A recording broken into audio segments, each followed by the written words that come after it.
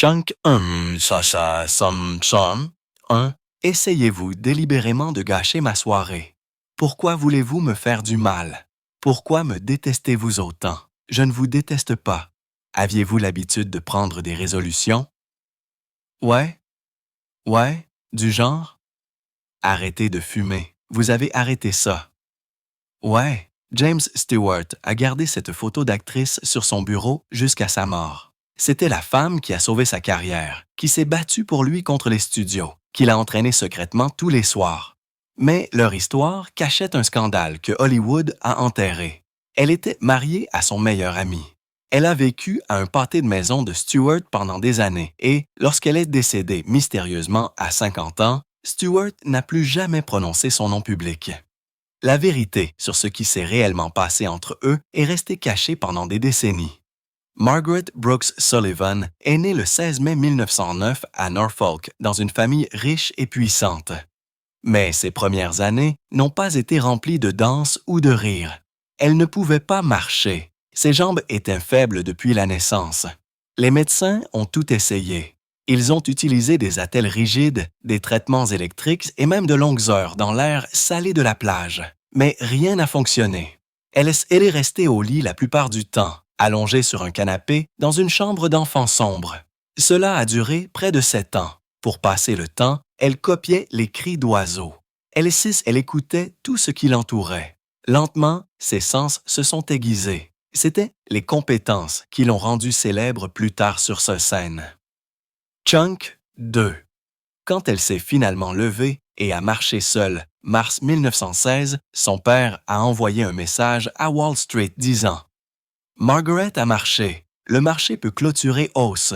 Une fois qu'elle a pu courir, elle ne s'est plus arrêter. » Alors que d'autres enfants riches étaient formés pour être de vraies dames, Margaret glissait le long des descentes à charbon et chassait les tramways. Elle jouait au stickball avec des enfants noirs et immigrés sur Brambleton Avenue. Elle est arrivée dans une voiture Pierce Arrow, a enlevé ses chaussures et les a cachées derrière des poubelles pour pouvoir courir pieds nus. Lorsque sa mère a invité d'autres filles à un goûter 1924, Margaret l'a sauté. Elle est allée à un match de boxe à la place et est revenue avec une lèvre fendue. Sa mère a écrit dans son journal, ce soir-là, qu'elle ne serait plus jamais reçue chez Madame Ayers.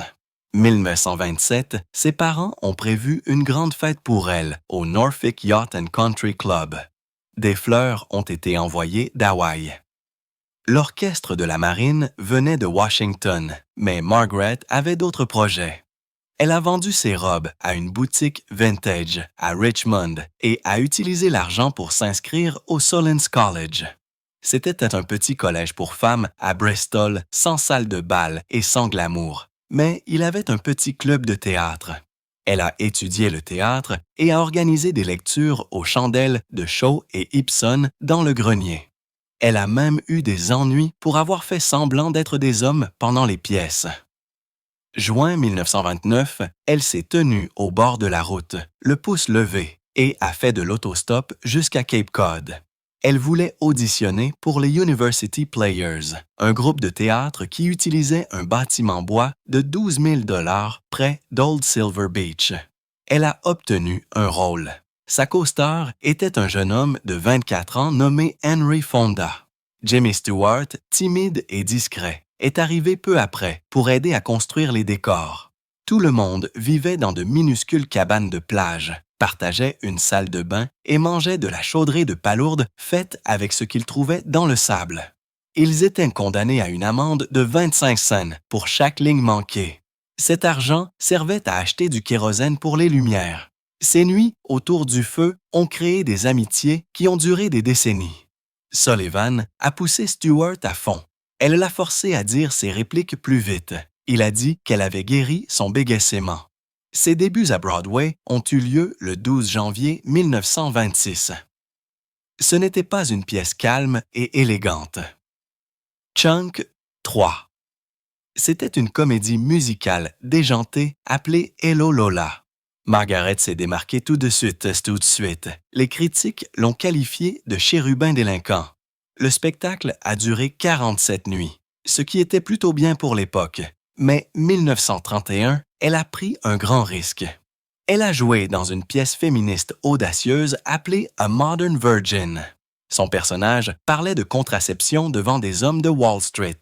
Certaines personnes dans le public ont crié prostituée et la pièce a été interrompue après 29 représentations. Ses parents sont partis à mi-parcours, embarrassés, mais le réalisateur Frank Burge a remarqué son courage. Des années plus tard, il l'a choisi pour jouer dans The Mortal Storm avec Jimmy Stewart. Margaret est arrivée à Hollywood le 16 mai 1933, jour de son 24e anniversaire. Elle est allée directement à Universal pour regarder les premiers montages de son film Only Yesterday. Elle a détesté ce qu'elle a vu. Pour elle, cela avait l'air faux. Elle pensait que son jeu d'acteur semblait rigide et que son visage paraissait plus vieux. Elle s'est rendue au studio et a offert 25 500 $ pour annuler son contrat. C'était plus que ce que la plupart des Américains gagnaient un an pendant la Grande Dépression. Ils ont dit non. Ils avaient déjà dépensé plus que cela pour sa garde-robe et ses essais. Furieuse, elle a quitté le studio, a fait ses bagages dans sa voiture et a acheté un billet pour New York. Quelqu'un du studio l'a arrêtée à l'aéroport. Après une longue conversation, elle a accepté de rester, mais seulement si elle pouvait approuver le scénario et éviter les longues reprises. C'était rare pour une nouvelle venue. À l'époque, les studios piégeaient les jeunes actrices dans des contrats de 5 ans. Ils payaient 350 $ par semaine et contrôlaient tout. Paramount et Columbia lui ont même offert 1000 $ par semaine. Elle a dit non. Elle voulait la liberté. Au lieu de cela, elle a signé un contrat de 3 ans avec Universal. Elle a obtenu 200 $ par semaine, ne devait faire que 2 films par an et pouvait passer chaque été à jouer dans des pièces de théâtre. 1936, elle a utilisé cet accord pour quitter la ville et jouer dans Stage Door pendant 169 spectacles. Chunk 4. Quand elle est revenue, elle a fait Next Time We Love. Les avocats détestaient son contrat. Les agents l'adoraient. Ils l'ont copié pour d'autres stars.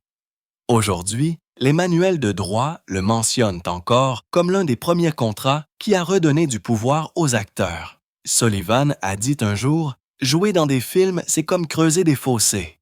Elle le pensait. Elle détestait la lenteur, la chaleur et les reprises interminables. Pendant Only Yesterday, elle a utilisé un chronomètre pour calculer le temps écoulé entre la coupure et l'action. Pour chaque minute d'images utilisables, elle devait attendre 37 minutes. Elle a montré les chiffres à l'équipe. Même après avoir été nominée pour un Oscar pour Three Comrades, elle a gardé son appartement à New York. Elle a dit qu'elle préférait jouer devant un public direct 120 fois pour 1000 $ plutôt que de simuler une larme devant une caméra pour le double de ce montant. Même le puissant patron de MGM Lewis, B. Mayer, ne pouvait pas la contrôler. 1938, il a essayé de la forcer à jouer un rôle aux côtés de Clark Gable. Elle a pointé une clause dans son contrat et a refusé. Mayer a perdu son sang-froid, a claqué un dossier sur la table et a essayé de lui faire peur. Elle essaierait de rester calme. Dit qu'elle quitterait Hollywood le jour même et renoncerait à tout son salaire plutôt que de jouer un rôle qu'elle n'aimait pas. Sa main tremblait lorsqu'il a signé sa libération. Toute la ville a entendu parler. Variety a titré « Sullivan joue dur avec LB ». D'autres stars ont commencé à demander plus de contrôle, comme elle l'avait fait. C'était une nuit glaciale à la fin de 1932. Quelques jeunes acteurs se sont blottis près d'un radiateur derrière une porte de scène de Broadway. Ils venaient de terminer de répéter une petite pièce de comédie appelée Carrie Nation. Parmi eux, se trouvait un grand jeune homme maladroit de 23 ans nommé James Stewart. Il n'était pas sûr d'être à sa place. Sa voix tremblait sur scène. Ses répliques ne portaient pas. Il a dit discrètement aux autres qu'il allait peut-être démissionner et retourner à l'école pour terminer ses études d'ingénieur à Princeton. Chunk 5. Mais avant qu'il ne puisse finir sa pensée, Margaret Sullivan, d'1 an son aînée, l'a regardé et a dit « Jim, dans 5 ans, tu seras la plus grande découverte d'Hollywood. Souviens-toi, je l'ai dit. » Personne n'a ri, personne ne l'a même remis question. Elle l'a dit comme si c'était déjà vrai. À l'époque, Stewart avait échoué à 5 auditions consécutives à Broadway. Il gagnait à peine 35 $ par semaine. Mais Sullivan n'a pas sourcillé. 4 ans plus tard, Stewart avait assez d'attendre. Janvier 1936, il avait été enterré dans 8 films MGM oubliables. Il était frustré et voulait partir. Il a dit à un découvreur de talent qu'il voulait rompre son contrat de 7 ans, mais Sullivan n'était pas d'accord. Elle était maintenant la plus grande star féminine d'Universal et elle a fait son geste. Elle s'est rendue directement chez Carl Lem Jr., le patron d'Universal, et lui a donné un ultimatum. S'il ne faisait pas jouer Stewart comme son co-star dans Next Time We Love, elle quitterait le plateau à exactement 18h00 le 9 janvier. Cela arrêterait le tournage et laisserait 180 personnes sans travail. Le film était déjà dépassement de budget. S'il était retardé, cela coûterait des milliers de dollars de pénalité à Universal. Alors, Laemmle a pris le téléphone et a appelé MGM. Il les a suppliés de prêter Stewart pendant seulement 2 semaines. Il a offert d'échanger Ray Milland retour et de payer Stewart un 250 $ par semaine. MGM a cédé à 16h42 le 8 janvier. Sullivan a signé son contrat 41 minutes avant la date limite. Plus tard, Universal a admis que le pari avait coûté 22 500 $ d'heure supplémentaires, mais que cela valait chaque centime. Ils ont dit qu'aucune campagne de relations publiques n'aurait pu acheter le buzz qui est venu de cette performance. Stewart a eu sa chance. Maintenant, il devait être à la hauteur, mais ses nerfs n'avaient pas disparu. Sur le plateau, le réalisateur Edward Griffith n'arrêtait pas de le houpiller. « Tu vacilles comme un moulin à vent », criait-il quand la grande silhouette de Stewart se déplaçait. Sullivan n'a pas discuté, elle a juste aidé. Tous les soirs après le tournage, elle l'invitait dans son bungalow au 4B sur Melrose Avenue. Sous une simple ampoule de 60 mètres, il répétait des répliques de 19 Isogozo à minuit. Elle lui a montré comment transformer ses raclements de gorge nerveux, pauses silencieuses, comment abandonner la voix de scène et parler comme quelqu'un qui parle à un ami. Joe, 5, c'est ça. Elle a même attaché un foulard soie autour de ses genoux pour qu'il puisse sentir quand il bloquait ses jambes devant la caméra. Ils ont créé ensemble une feuille de rythme remplie de notes manuscrites, de flèches et de marques de temps. Cette feuille existe encore dans ses papiers archivés. Le 3 février, ils ont retourné la scène 42. Stewart l'a réussi une seule prise. L'équipe a applaudi. Le réalisateur n'a pas demandé de deuxième prise. Il a imprimé la première ardoise pour économiser du film. Quelque chose a changé lui après cela. Les gens l'ont remarqué à nouveau lors du tournage de The Shopworn Angel au début de 1938. Walter Pidgeon, un acteur chevronné, a regardé Stewart répéter et s'est penché vers la script. « Regarde Jimmy », a-t-il dit. Il s'illumine dès que Maggie entre. Stewart restait généralement à l'écart entre les prises, mais pas quand Sullivan était là. Il plaisantait avec elle. Il a ajouté des répliques. Ses yeux brillaient sous les lumières. L'équipe de tournage l'a vu aussi. Un caméraman a dit que Stewart semblait briller quand elle était dans le cadre. Il n'avait pas besoin de reprise quand les deux étaient ensemble. MGM a économisé environ 8 000 $ cette semaine-là. Rien que pellicule. Les gens ont commencé à chuchoter. Des rumeurs ont circulé dans les bureaux du studio. Des accompagnateurs supplémentaires ont été affectés à leur tournage de nuit. Mais l'alchimie ne pouvait pas être cachée. C'est ce qui a rendu le film si réel. Tout le monde n'était pas content de ça. Sullivan avait épousé le réalisateur William Wyler, 1934. Leur mariage était déjà sur des bases fragiles à la fin de 1935 et Stewart n'aidait pas. Après le tournage de Wrapped, Sullivan a continué à entraîner Stewart privé chez elle, sur Beverly Drive. Mais Wyler a commencé à se montrer. Il se garait de l'autre côté de la rue dans sa Packard et regardait les lumières du bungalow. Un soir, quelqu'un a dit qu'il avait fait irruption sur un plateau d'Universal et avait aboyé sur Stewart. Chunk 7. Si tu aimes tellement les répétitions, fais-le pendant ton temps libre. Les choses ont dégénéré le 28 janvier 1936 lors d'une séance de doublage vocal. Wyler a explosé. Il a accusé Sullivan de diriger secrètement Stewart. Le patron du studio a dû intervenir, mais il était trop tard. Wyler a demandé le divorce quelques semaines plus tard. La raison officielle était la cruauté mentale et la négligence, mais personne n'a manqué la vraie signification. Il pensait qu'il y avait quelque chose de réel entre sa femme et Stewart. Cela aurait pu être la fin de l'histoire. Mais c'est devenu plus étrange. À peine 8 mois après le divorce, Sullivan a épousé quelqu'un d'autre, Leland Hayward, un puissant agent d'Hollywood. Ils ont acheté une maison au 1143 Roxbury Drive. Le rebondissement. Stewart louait déjà une maison à un pâté de maisons de là, au 911 Roxbury.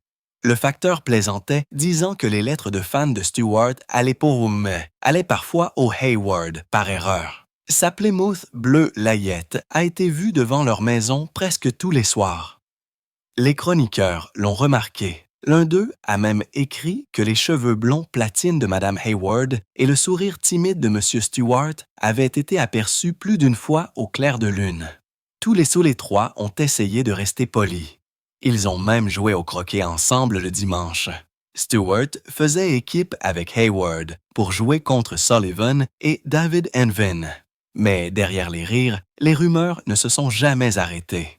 Alors que la carrière de Stewart explosait 1939, MGM lui a dit de déménager. Il ne voulait aucun scandale avant la sortie de Mr. Smith Goes to Washington.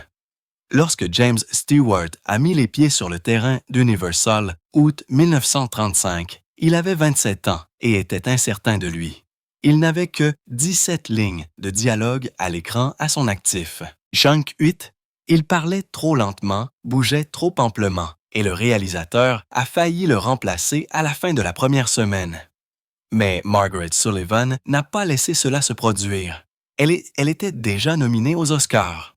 Elle a vu quelque chose, lui. Tous les soirs, elle l'appelait dans sa loge. Ils répétaient des répliques ensemble. Elle lui a fait répéter des vers-langues avec un bouchon dans les dents pour corriger le bégaiement qui le rendrait célèbre plus tard. Lentement, il a changé.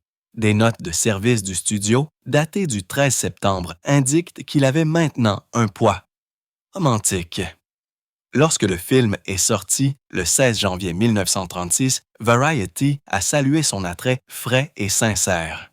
Un dirigeant de MGM a dit qu'il reconnaissait à peine l'homme qui était revenu.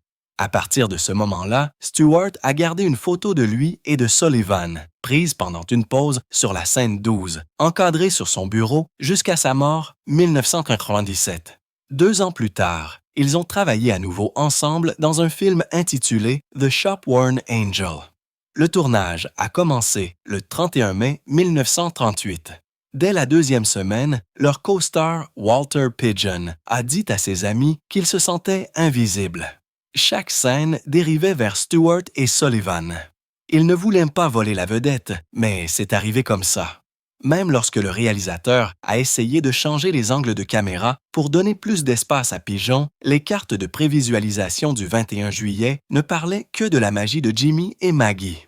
Après le tournage, Stewart attendait devant sa loge juste pour la raccompagner à sa voiture. Même si son mari était là, le magazine Life a publié un reportage photo intitulé « Un amour trop tendre pour la guerre ». Il y avait 8 photos de Sullivan et Stewart. Pidgeon a eu une. Le courrier des fans est passé de 200 lettres par semaine à 19 900 le mois de la sortie du film, le 5 novembre 1938. Le film a rapporté un modeste 1,2 million de dollars. Mais ce dont les gens se souvenaient le plus, c'était l'alchimie. C'est alors que Hollywood a réalisé que ce couple pouvait surpasser n'importe qui d'autre à l'écran. Puis est venu The Shop Around the Corner 1940. Ernst Lubitsch l'a réalisé. Il a dit à un journaliste le 17 janvier, le jour de la conférence de presse, que c'était le meilleur film qu'il ait jamais réalisé. Cela voulait dire quelque chose. Il avait fait Ninoka et Trouble in Paradise. Chunk 9. Les scènes entre Sullivan et Stewart étaient vives mais douces. Pour un moment clé, elle a insisté pour la répéter 37 fois pour obtenir le bon rythme. Stewart a improvisé la dernière ligne. « Je te cherche partout » et elle a atterri comme un murmure enveloppé de tonnerre. La semaine d'ouverture à New York n'a rapporté que 27 000 $. Mais les gens ont parlé. Le bouche à oreille s'est s'est répandu. À la fin de l'année, il figurait sur les listes des 10 meilleurs du New York Times, de Film Daily et du National Board of Review. 1999, il a été ajouté au registre national des films. Lubitsch n'a plus jamais travaillé avec eux. Il a dit un jour à Billy Wilder, « Je ne pourrais pas surpasser cette chimie même si je vivais jusqu'à 100 ans. » Plus tard, cette année-là, est arrivé The Mortal Storm. Il a été présenté première le 14 juin 1940, seulement 3 semaines avant que Hitler n'entre dans Paris. C'était le premier grand film de MGM à montrer les nazis tels qu'ils étaient réellement. Sullivan et Stewart jouaient des amants piégés dans l'Allemagne de 1933. Le réalisateur Frank Borage leur a dit de minimiser tout, de parler comme si les mots leur brûlaient la bouche. Dans une scène, Sullivan dit « Vous combattez quelque chose de plus grand que nous tous. » Le public est resté figé pendant 20 secondes. L'Allemagne a réagi rapidement. Le 30 juin, Joseph Goebbels a interdit tous les films de MGM du pays. Cette seule décision a coûté au studio 1,44 million du jour au lendemain. Mais Amérique, l'effet a été différent. Les universités ont constaté une augmentation de 60% du nombre d'étudiants s'inscrivant à des cours sur les affaires européennes. Stewart est parti pour l'armée des Cendres. Sullivan a quitté Hollywood et est retourné à Broadway. Leur dernière scène ensemble les montrait accrochés l'un à l'autre sur un col enneigé alors que des coups de feu résonnaient. Cela ressemblait à un adieu et c'était un. Mais leur histoire n'a pas commencé sur un plateau de tournage. Elle a commencé à Baltimore le jour de Noël 1931. Margaret Sullivan a épousé Henry Fonda alors qu'elle était tournée avec les University Players. Cela a duré 15 mois. Ils se disputaient à propos de tout. Les répliques, le dentifrice, la vie, mais ils se sont façonnés l'un l'autre. Junk 10. Fonda a appris qu'il avait un tempérament. Sullivan a appris jusqu'où elle pouvait pousser quelqu'un. Fonda lui a appris à marcher sur les mains. Elle l'a aidé à surmonter le trac. Ils ont même hébergé James Stewart sur leur canapé. Après leur séparation mars 1933, Fonda a quand même appelé sa fille Bridget, du nom du futur enfant de Sullivan. Jane Fonda l'a appelée Tante Maggie pendant des années. Le mariage s'est terminé, mais ses racines ont continué à croître. Puis est venu William Wyler.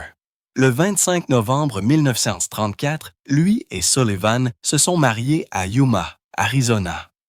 La cérémonie a été si rapide qu'une radio grésillante l'a presque noyée. Le mariage n'a pas duré longtemps. Wyler détestait qu'elle gagne plus d'argent que lui. Elle a commencé à passer de longues soirées à entraîner Stewart. Puis elle a mis fin à une grossesse sans le dire à Wyler. Il l'a découvert par le biais des commérages du studio. Le divorce a été prononcé le 13 mars 1936. Ils n'ont plus jamais travaillé ensemble. Des années plus tard, Wyler a dit qu'elle était la seule actrice qui lui avait brisé le cœur. Pendant ce temps, Stewart a admis qu'il avait essayé de la demander mariage pendant ses séances tardives. Aucun d'eux ne s'était jamais tout à fait remis. Novembre 1936, Sullivan a épousé Leland Hayward, un puissant agent. Elle était déjà enceinte. Brooke est née 7 mois plus tard. Puis sont venus Bridget 1940 et Bill 1941. Hayward lui a tout donné. De l'argent, des contrats, un rôle à Broadway juste pour elle. Mais il était toujours au travail. Elle s'est retrouvée à élever les enfants, tout devenant sourde. Août 1947, elle a trouvé une lettre d'amour dans sa mallette. Chunk, 11. Elle venait de Nancy Slim Keith. Dans les 48 heures, Sullivan a demandé le divorce. Il est devenu officiel le 20 avril 1948. Hayward a épousé Keith 9 mois plus tard. La chroniqueuse mondaine Luella Parsons a écrit « Il a échangé la voix la plus rauque de Hollywood contre la taille, la plus mince de New York, mais les dégâts ont été profonds. Sullivan a fait une dépression 1055. Ses enfants ont ensuite fini psychiatrie. Brooke a écrit un livre à ce sujet intitulé Haywire, 1977. 1949. Sullivan voulait la paix. Elle a rencontré Kenneth Wagg, un banquier anglais discret. Ils ont pris le thé au Savoy à Londres. Ils se sont mariés le 30 août 1950. Il lui a promis pas de scénario, pas d'agent, juste Mozart et des jardins. Elle n'avait que 32 ans lorsqu'elle a choqué MGM. Au sommet de sa gloire, avec des théâtres la classant au-dessus de noms comme Joan Fontaine et Ingrid Bergman, elle a refusé toutes les nouvelles offres de films. Elle a dit qu'elle voulait souper avec ses enfants tous les soirs. Les gens pensaient qu'elle s'allait, mais ce n'était pas une retraite. C'était une décision qui lui permettait de gagner plus d'argent, de rester avec ses enfants et de conserver sa liberté. 1943 et 1944, elle a joué dans une pièce de Broadway intitulée The Voice of the Turtle. Elle a été jouée pendant 635 représentations et a rapporté environ 2,3 millions de dollars. Cela représente près de 40 millions de dollars aujourd'hui. Columbia Pictures l'a suppliée de la transformer film.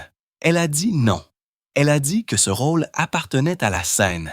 Et elle ne bluffait pas. Son salaire hebdomadaire à Broadway était de 4 000 $, plus que ce qu'elle avait gagné sous un contrat à Hollywood. Mais derrière toute cette force se cachait une bataille silencieuse. Margaret Sullivan souffrait d'autosclérose. C'est une affection dans laquelle l'os se développe anormalement dans l'oreille, vous privant lentement de votre ouïe. Che-Hunk, 12. Cela a commencé dans sa vingtaine. 1957. Elle avait perdu 40% de son audition dans l'oreille gauche et 35% dans la droite. Elle ne l'a jamais dit au public. Elle craignait que cela ne lui coûte les rôles sur scène pour lesquels elle vivait. Alors, elle s'est adaptée. Elle s'est tenue plus près du devant de la scène pour sentir les vibrations. Elle a redessiné ses vêtements pour que son cou reste visible, juste pour qu'elle puisse lire sur les lèvres de ses partenaires de scène. Elle a même changé sa voix, l'abaissant pour qu'elle puisse encore s'entendre parler. Les théâtres ont atténué leur lumière Q pour elle.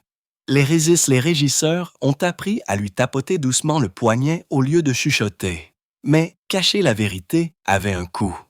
Le docteur Julius Lumpert a dit plus tard que le fait de garder le silence avait probablement retardé son traitement de 5 ans. Sa lutte, bien que silencieuse, a contribué à changer les choses. 1962, 2 ans après sa mort, Actors Equity a fait des examens de l'ouïe une partie standard des bilans de santé. 1950, Columbia Pictures l'a finalement convaincue de revenir à l'écran. Elle a fixé ses conditions. Le tournage durerait 1 mois. Elle voulait le contrôle total du scénario et elle a exigé un forfait de 150 000 $. C'était une demande massive, surtout qu'elle n'avait pas fait de film depuis 7 ans. L'histoire qu'elle a choisie était sombre. Une mère organise l'avenir de sa famille après avoir appris qu'elle a un cancer phase terminale. Le tournage s'est terminé le 19 novembre 1950. Exactement 31 jours plus tard, le 1er janvier 1960, Sullivan a été retrouvée morte, surdose de barbitérate. Elle avait 50 ans. Ce n'était pas le seul détail étrange. Pendant le tournage, le dossier médical utilisé comme accessoire indiquait la date de décès du personnage comme étant le 1er janvier. Même le titre original du film avait été « Prelude to Darkness ». Le studio l'a changé à la dernière minute. Chunk, 13. Les critiques avaient qualifié l'histoire de trop morbide, mais avec le temps, l'histoire a reflété sa vie presque trop parfaitement. Mars 1955, quelque chose s'est brisé elle. Elle s'est effondrée après avoir appris que 2 de ses enfants adolescents voulaient vivre avec leur père. Leland Hayward. Sa fille Brooke a dit plus tard que les pleurs étaient si forts qu'elle a dû se couvrir les oreilles. Margaret a rampé sous son lit et a refusé de sortir. Des amis l'ont fait admettre discrètement à la Payne Whitney Psychiatric Clinic à New York. Elle a été inscrite sous un faux nom. La presse ne l'a jamais découvert. Elle est restée. Pendant 10 semaines, cela a coûté plus de 15 000 $ à l'époque, soit environ 180 000 $ aujourd'hui. Elle a insisté pour avoir une chambre privée, sa propre infirmière et 2 séances par jour avec le Dr. Frederick Hacker, spécialisé dans la dépression. Quand elle est finalement partie à la mi-mai, on lui a dit de se reposer et d'éviter le travail, mais le mal était fait. Hayward avait déjà demandé la garde complète. Pas même les plus grands chroniqueurs de potins d'Hollywood n'ont eu vent de sa dépression. La vérité n'est apparue que dans les mémoires de sa fille 1977. La bataille pour la garde s'est éternisée. Cela a brisé le peu de force qui lui restait. Les audiences se sont déroulées de la fin de 1955 au début de 1957. Les avocats de Hayward ont même utilisé sa perte auditive contre elle. Ils ont affirmé qu'elle ne pouvait pas être considérée comme apte à s'occuper des enfants parce qu'elle pourrait ne pas les entendre pleurer. Le juge Harold Kaufman a statué faveur de Hayward. Margaret n'était autorisée à voir ses enfants que pendant les vacances. Une lettre qu'elle a écrite à Jimmy Stewart décembre 1956 disait tout. Quand ils sont partis, la maison s'est refermée. C'est si calme que ça hurle. Quelques semaines, elle est tombée à 92 lb. Son médecin a noté des pensées suicidaires. Brooke se souvenait d'elle arpentant la nuit, convaincue que quelqu'un était sur le toit. Chunk. 14. Elle a appelé son ex-mari, Henry Fonda, à l'aube, certaine que son téléphone était sur écoute. Elle a bourré des serviettes dans les fenêtres. Elle a coincé des couteaux de cuisine dans les cadres de porte, disant qu'ils bloqueraient les appareils d'écoute. Son chagrin et sa perte auditive s'étaient transformés quelque chose d'insupportable. Février 1957, elle répétait pour The Deep Blue Sea. Les audiogrammes ont montré qu'elle ne pouvait entendre qu'environ 15 % de son oreille droite. Son oreille gauche était encore pire. Les producteurs ont offert de la remplacer et de la payer quand même. Elle a dit « Non, je préfère manquer les culs que manquer le loyer ». La pièce a été présentée 1er mars et les critiques ont salué son intensité. Ce qu'ils ne savaient pas, c'est qu'elle devinait souvent ses répliques lisant sur les lèvres. Elle a continué parce qu'elle le devait. Les divorces d'avec Henry Fonda, William Wyler et Leland Hayward avaient épuisé ses économies. Elle payait également les frais de scolarité pour 3 enfants. Même si ses médecins lui avaient conseillé d'éviter les bruits forts, elle a fait une tournée estivale. Les fosses d'orchestre étaient si bruyantes qu'elles ont aggravé son état. À la fin de cette saison, elle avait besoin d'un casque spécial à conduction osseuse-coulisse, ce qui deviendrait plus tard normal pour les acteurs sourds. Le premier jour de 1960, juste après 17h30, sa gouvernante a ouvert la chambre 2612 de l'hôtel Taft à New Haven. Margaret n'avait répondu à aucun coup. À l'intérieur, elle était allongée sur le lit dans son cardigan et son pantalon de répétition. Son scénario pour Sweet Love Remembered était ouvert à la page 68. Sa prochaine réplique était encerclée rouge. Il y avait un verre de ginger ale sur la table et une deuxième bouteille qui avait été remplie 2 jours plus tôt avec 30 capsules. Il ne restait que 16. La pièce était chaude, 82 degrés. Elle avait augmenté le chauffage pour apaiser la douleur dans ses oreilles. Elle avait perdu plus de 40 % de son audition depuis 1948. Son mari, Kenneth Wagg, avait dîné avec elle juste avant 16 heures. Quand il est revenu moins de 2 heures plus tard, la porte était verrouillée de l'intérieur. Les ambulanciers l'ont emmenée à l'hôpital à proximité, mais il était trop tard. Elle a été déclarée morte à 18h05. Chunk 15. La première célébrité à mourir dans la nouvelle décennie.